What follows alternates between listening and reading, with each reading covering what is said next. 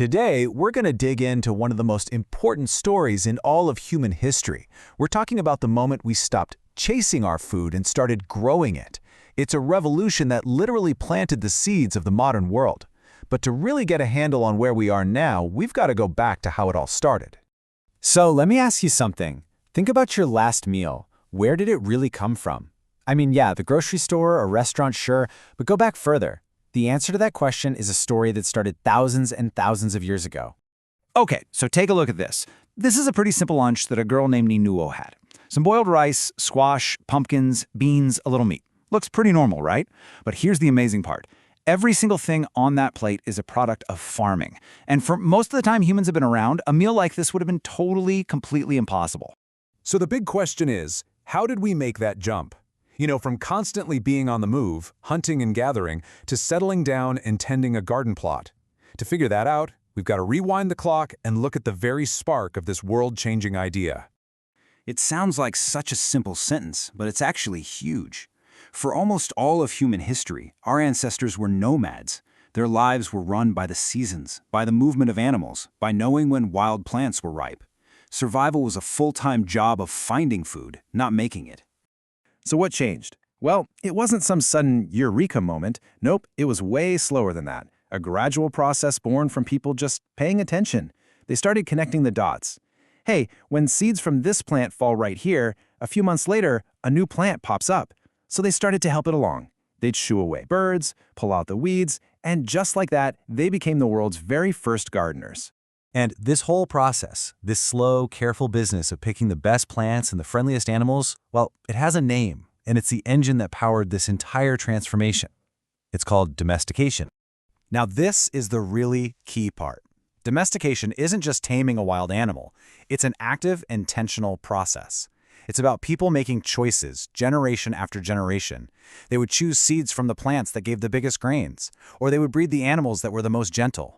And over a long, long time, these choices literally changed the biology of the plants and animals themselves. And the difference is just, well, it's night and day. Take a look. Wild grains are tiny. The wheat we grow is big and plump because we kept picking the best of the best.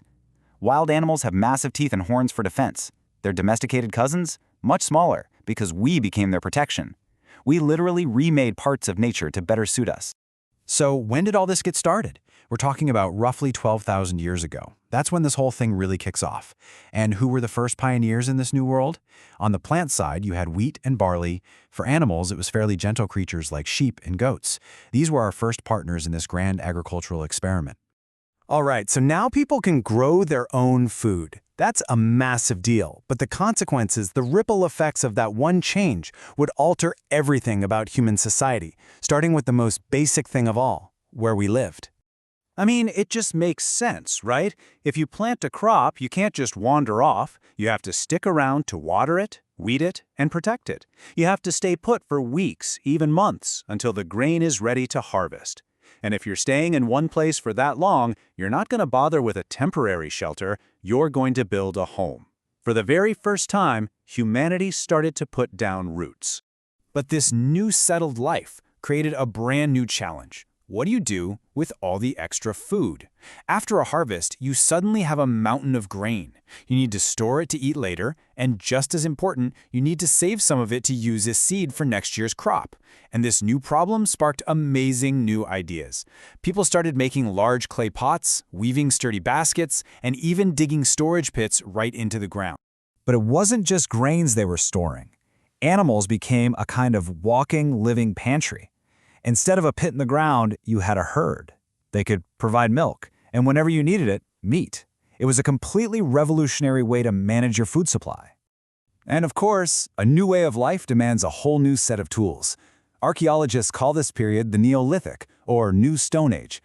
We start seeing finely polished stone tools with really sharp cutting edges, perfect for harvesting crops. Mortars and pestles become common kitchen items because you need something to grind all that grain into flour. And pottery wasn't just for storage anymore. It was crucial for cooking all these new staple foods like rice and lentils. So we had this new blueprint for life. Permanent homes, storage solutions, specialized tools. But what did that actually look like on the ground? Let's zoom in on one of the very first places where this new world started to take shape. Welcome to Mehrugarh. This site in modern-day Pakistan is like a time capsule. It's one of the very first places in this region where people learn to grow barley and wheat and to raise sheep and goats. This is pretty much ground zero for the settled life. Archaeologists there have unearthed the remains of some of the first houses. They were square or rectangular, and many had 4 or more little rooms or compartments. And just like we were talking about, these homes were built for this new reality. And guesses what some of those extra rooms were for? You got it. Storage. But maybe the most incredible find at Mehrugarh isn't about how people lived, but about what they believed. They found a grave, and in it, a person was buried right alongside the skeletons of several goats. Think about that for a second. Why would you do that?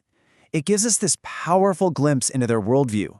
The most likely interpretation is that they believed in an afterlife, and they were basically packing a lunch for the deceased journey into the next world. That shows a level of abstract spiritual thought that is just truly profound. So you might be wondering, hang on, a burial from 8,000 years ago? How can anyone possibly know this stuff? Well, it all comes down to the careful, clever science of archaeology. Here's the basic principle. When people live in one spot for a really long time, they build up layers of earth and debris over the centuries. It creates a mound. So when archaeologists dig down, they're basically traveling back in time. The deepest layers are the oldest, and the layers closer to the top are the most recent. It's like reading a history book written in the soil. And by analyzing what they find in those layers, things like burnt seeds or animal bones, scientists can piece the story together. And the evidence for this agricultural revolution isn't just in one place. It's found all over the subcontinent, with different people in different places domesticating the plants and animals unique to their area. The animal bones from Mehrugarh tell a crystal-clear story. In the deepest, oldest levels, you find lots of bones from wild animals like deer and pig. Move up to the later levels, and suddenly, sheep and goat bones are the most common find. Then, in the most recent layers, cattle bones take over. You can literally watch the transition from hunting to herding just by counting the bones. This incredible shift from gathering to growing wasn't an overnight event. It was a slow burn revolution that unfolded over thousands of years and completely reshaped humanity. And that leads to a final thought for you. What slow burn revolution are we living through right now? Something that might only be obvious to people looking back thousands of years from today.